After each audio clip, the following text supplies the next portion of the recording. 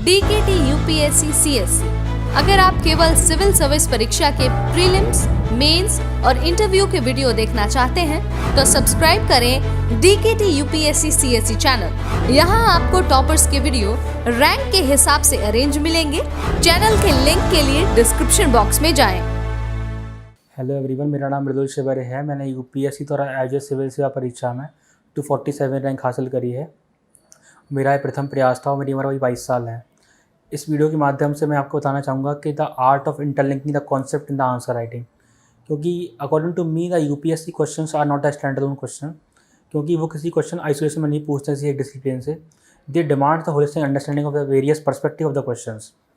तो इसीलिए मैं बताना चाहूँगा कि आप डिफरेंट जो कॉन्सेप्ट्स हैं प्रीएम्बल के, कॉन्स्टिट्यूशन के, इकोनॉमी के, सोशल इशूज़ के, आप कैसे इंटरलिंक कर सकते हैं। मैं आपको इस कुछ एग्जांपल देना चाहूँगा जिससे आप समझ पाएंगे कि इस कॉन्सेप्ट को कैसे इंटरलिंकिंग किया जाता है। First is the concept of welfare state. जो India is a welfare state mention DPSP के अंदर है, उसको आपको इंटरलिंक करना है डिफरेंट कॉन्सेप्ट से। Like India is a welfare state and India has to establish social economic democracy in India, social justice in India is mentioned in the preamble. So whenever the questions are asked on poverty, education, health, NGOs, SHG, you can link the concept of welfare state with all these concepts, all these questions asked in the UPSC. For example, अगर question आता है role of NGOs के ऊपर, generally definition लिखते हैं लोग NGO की definition क्या होती है, बट अगर आप लिखेंगे कि India is a welfare state, we have to establish democracy in India, social justice in India, and the capacity of the state is very limited, that's why we need NGO as the partner of the state. तो अगर आप इस प्रकार की context building करेंगे अपने answers में कि आप डिफरेंट कॉन्सेप्ट्स को इंटरलिंक करेंगे जो GS2 के सिलेबस में मैंशनड है या फिर कोई भी टॉपिक सिलेबस के मैंशनड है, तो आपके आंसर्स काफ़ी इंग्लिश हो जाते हैं। सेम अगर क्वेश्चन आता है पॉवर्टी के ऊपर, तो आपको लिंक करना है कि पॉवर्टी इंडिया में क्यों एलिवेट करनी है, क्योंकि India is a welfare state. DPSP है article 41, article 46, article 19 of the constitution. तो यदि अगर आप ये आर्टिकल्स संविधान के आर्टिकल्स हैं या फिर प्रीएम्बल है या DPSP कुछ आर्टिकल्स हैं और कॉन्सेप्ट ऑफ वेलफेयर स्टेट अगर आप लिंक कर पा रहे हैं, तो आपके आंसर को कॉन्टेक्स्ट मिलता है जिसका ग्रास रूट होता है कॉन्स्टिट्यूशन के अंदर। एंड UPSC ऑलवेज अप्रिशिएट्स जब आप किसी कॉन्सेप्ट को इंटरलिंक करते हैं आपस में और अपने आंसर को देते हैं। Second is the concept of I will say the right to liberty, right to life with dignity which is mentioned in article 21 of the constitution. जब भी क्वेश्चन आता है पॉवर्टी हंगर के ऊपर, एजुकेशन के ऊपर, हेल्थ के ऊपर, अगर आप लिख पाते हैं कि right to life with dignity is requires the right to education. Education जरूरी इसलिए है क्योंकि आप लाइफ डिग्निटी के साथ जी सकें। हेल्थ फॉर जरूरी इसलिए क्योंकि आपको लाइफ डिग्निटी के साथ जीना है। स्किल डेवलपमेंट, सीमित कॉन्सेप्ट स्किल डेवलपमेंट। सो अगर आप ये कॉन्सेप्ट वेलफेयर स्टेट कॉन्सेप्ट है, right to life with liberty concept है, अगर आप ये लिंक कर पा रहे हैं different question of the UPSC, then definitely the your answers gets interest. फिर मैं बात करूँगा SDGs की। जो इवेंट के SDGs 17 SDGs हैं, वो ऑलमोस्ट हर क्वेश्चन में फिट बैठते हैं UPSC के अंदर। Like no poverty, zero hunger, women empowerment, quality education, health and wellbeing, peace and justice, reduce inequalities, climate change and environment protection. Suppose question है नक्सलिज्म के ऊपर, अगर आप SDG 10 और 16 को लिंक कर पा रहे हैं, SDG 10 में लिखा हुआ है रिड्यूस इनइक्वालिटीज़, 16 में लिखा हुआ है पीस एंड जस्टिस इंस्टीट्यूशंस। तो यदि आप आज जो नक्सलिज्म का क्वेश्चन है इसको आप लिंक कर पा रहे हैं SDG से, तो डेफिनेटली आपके आंसर्स को काफ़ी अच्छा कॉन्टेक्स्ट मिलता है और आपके आंसर इनरिच होते हैं। एक क्वेश्चन जनरली आता है प्रेशर ग्रुप्स के ऊपर। एक कॉन्सेप्ट है प्लूरलिस्ट डेमोक्रेसी, अगर आपको लिंक कर पा रहे हैं प्रेशर ग्रुप के साथ, आपको काफ़ी आंसर, आपको इनरिचमेंट मिलता है आपके आंसर्स को, क्योंकि डेफिनेटली UPSC एक ऐसा एग्ज़ाम है जो आपको इंटरलिंकिंग करना सिखाता है। तो अगर आप अपने आंसर्स को एक वन डायमेंशन दे रहे हैं, कुछ आप मल्टीपल डायमेंशन नहीं दे पा रहे हैं, या आप उसको संविधान से कनेक्ट नहीं कर पा रहे हैं, तो कहीं ना कहीं अपने आंसर्स में काफ़ी दिक्कत आ जाती है और कम मार्क्स फैच होते हैं एट टाइम्स। जैसे कि मैंने आपको कई बार बताया भी गया है कि I left the question of 170 marks and that too I got 807 marks in the mains. The main root of this getting high marks despite leaving the question of 170 marks is a kind of interlinking and kind of notes making I have done on this all the topic in the syllabus. तो मैं कहूँगा कि जो भी topic syllabus के अंदर mention है उसके प्रॉपर नोट्स बनाइए, उसको आप इंटरलिंक करना सीखिए। जनरली क्वेश्चन आता है एक वुमेन एम्पावरमेंट और PRI के ऊपर, तो अगर आप उसको लिंक कर पा रहे हैं सरपंच पति से, सोशल इशूज से, डिस्क्रिमिनेशन से, SC ST कम्युनिटी से, कि how the SC ST community are not getting their empowerment is not magnifying because of article 243D, some social issues are there, some political issues are there, some administrative issues are there. तो अगर आपको different concept को interlink कर रहे हैं और सब heading के अंदर आप एक एग्जाम्पल दे रहे हैं, फॉर पॉजिटिव एग्जाम्पल छवि रायवत का एग्जाम्पल है, सुषमा बसु का एग्जाम्पल है, नेगेटिव में कोई एग्जाम्पल है आरती देवी का, जो इन्होंने SC ST के होने के कारण ही इनको अपर कास्ट मेल ने आउटरेस कर दिया था नो कॉन्फिडेंस मोशन ला के। तो अगर आप ऐसे कॉन्सेप्ट को लिंक कर पा रहे हैं तो आपको काफ़ी आपके आंसर को इन्वेस्टमेंट मिलेगा। हाईली अल्टरनेटिव यह था क्वेश्चन से आस्क ऑन PRI। तो अगर आप PRI को लिंक कर रहे हैं grass root democracy, Gandhi's concept of swaraj, oceanic circles of power, John Ruskin's concept of unto the last, same एक कॉन्सेप्ट है अमृतसन का इंट्रिंसिक डेमोक्रेसी। अगर आप PRI को लिंक कर पा रहे हैं कि इंट्रिंसिक डेमोक्रेसी क्या होता है, एजुकेशनल वैल्यू ऑफ डेमोक्रेसी क्या होता है, एंड एक बड़ा अच्छा कोट है the essence of PRI is to give power to powerless and voice to voiceless. अगर आप कुछ ऐसी चीज़ों को लिंक कर पा रहे हैं PRI से, वुमेन एम्पावरमेंट से, SDG से, सोशल जस्टिस से, प्रीएम्बल से, DPSP से, फंडामेंटल राइट से, तो आपके आंसर्स को काफ़ी वेट मिलता है। सेकेंडली मैं कहूँगा कि इस इंटरलिंकिंग के बाद आपको कुछ रिकमेंडेशन लिखने हैं कमिटीज़ की, सुप्रीम कोर्ट ने किस केस में क्या बोला, कुछ कीवर्ड्स लिखने हैं लाइक ग्रामोदय से भारतोदय, सब मेरा गांव मेरा विकास। तो अगर आप ऐसे कुछ अपने आंसर में कीवर्ड लिखते हैं, कमिटीज़ लिखते हैं और अपने आंसर्स को इंटरलिंक करते हैं तो आपके आंसर्स काफ़ी इनरिच होंगे।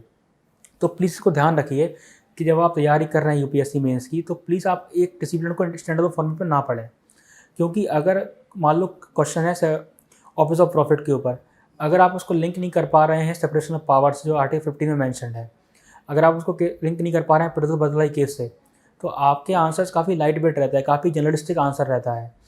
तो if you want to add weight to your answer, add values to your answer, please learn the art of interlinking the questions, because definitely अगर आप अपने कॉन्सेप्ट्स को इंटरलिंक नहीं कर पाएंगे तो इतना अच्छे मार्क्स फेच नहीं होते हैं। पेपर 3 में एक कॉन्सेप्ट है लैंड रिफॉर्म्स का।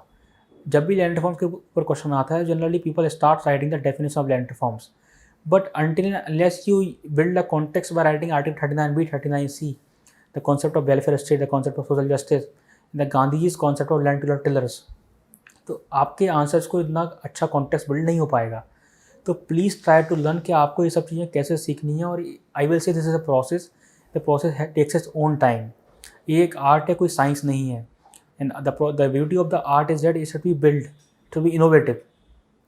लास्ट ईयर एक क्वेश्चन आया था भक्ति सूफी मूवमेंट के ऊपर, तो जनरली मैंने इस क्वेश्चन को ऐसे इंट्रोड्यूस किया था कि bhakti Sufi movement is the amalgamation of great tradition and little tradition in India, these are the concept of the sociological terms. तो अगर आप अपने आंसर्स को कोई फिलोसफिकल टच दे पा रहे हैं 2 लाइन में, तो ये बहुत ही अच्छा होता है। And in the conclusion I wrote that in the present context when some spots of intolerance are growing, we need to revive the spirit of bhakti era featured by the gender equality, caste equality, brotherhood, fraternity. तो अगर आप इस history question को अगर आप link कर पा रहे हैं प्रेजेंट रेलेवेंस से सिर्फ 2-3 लाइन में, तो आपके आंसर को काफ़ी करंट डायमेंशन मिल जाता है। जिसकी आप बात करते हैं करंट अफेयर, एक्चुअली आपको सिर्फ करंट डायमेंशन देना है अपने आंसर्स को। तो अगर आप हिस्ट्री क्वेश्चन को इस तरीके से करंट डायमेंशन दे पा रहे हैं, तो डेफिनेटली आपके आंसर्स में काफ़ी वेट पड़ता है, आपको अच्छे मार्क्स डेफिनेटली मिलते हैं यूपीएससी की तरफ से। जनरली लोग नेशनल मूवमेंट को पढ़ते हैं स्पेक्ट्रम के थ्रू, लेकिन स्पेक्ट्रम में क्या है, फैक्ट जहाँ दे रखे हैं एनालिसिस कम दे रखा है। फॉर एग्जाम्पल, अगर आप कोई क्वेश्चन आता है नेशनल मूवमेंट के ऊपर, like every year the question is आज द रोल ऑफ मॉडरेट्स, तो अगर आप लिख पा रहे हैं that Indian national movement for the counter hegemonic movement, अगर आप लिंक कर पा रहे हैं कोई ग्रामसियन थ्योरी के अनुसार, हेजेमनिक थ्योरी के अनुसार, तो आपके जो क्वेश्चन आता है मॉडरेट्स के ऊपर आपको काफ़ी अच्छे मार्क्स मिलेंगे। क्योंकि जब आप उस कॉन्सेप्ट को लिंक करेंगे कॉन्टेक्स्ट के साथ, कॉन्टेक्स्ट लिंक करेंगे हिस्ट्री के साथ, तो definitely examiner thinks that this person knows more than what is the question is asked. Same there is a quote about moderates that moderates although failed in carrying out a struggle against colonialism, but they spectacularly succeeded in carrying out a struggle about colonialism. That about is about counter hegemony. So please try to learn the philosophical parts of the national movement. Like in GS2 there was a question on constitutional morality. So अगर आपको पता है कि what is constitutionalism, what are the values of constitutionalism, then you can write what is constitutional morality. So please try to understand the context of the question and try to interlink the multiple dimensions of the UPSC syllabus. Because the history is also not the standalone topic. There was a question in 2018 I think that the role of Gandhi's idea in the present context. तो अगर आप गांधी के जो idea Swaraj, Sarvodaya, अगर आपको link नहीं कर पा रहे हैं आपको प्रेजेंट कॉन्टेक्स्ट से कि पॉवर्टी है, राइट टू एजुकेशन है, इन्वायरमेंट प्रोटेक्शन है, क्लाइमेट चेंज है, ग्रास रूट डेमोक्रेसी है, तो you can now right that question of Gandhi's idea in the present context. So whenever you run any concept, try to understand the past, the present and the future of any topic, and try to link that how one keyword can be used for the multiple dimensions of the multiple papers of the UPSC. फिर मैं बात करूँगा इस video के माध्यम से कि जो कुछ कॉन्सेप्ट मैंने बताया आपको SDG के, लाइक PRI के, वुमेन एम्पावरमेंट के ऊपर, तो आपको ये सब थीम्स आइडेंटिफाई करके उनको इंटरलिंक करना सीख जाना है. फॉर एग्जांपल अगर क्वेश्चन आता है GS4 में परसुएशन के ऊपर, तो अगर आप उसको लिंक कर पा रहे हैं कि हिस्ट्री में एग्जाम्पल्स हुए हैं.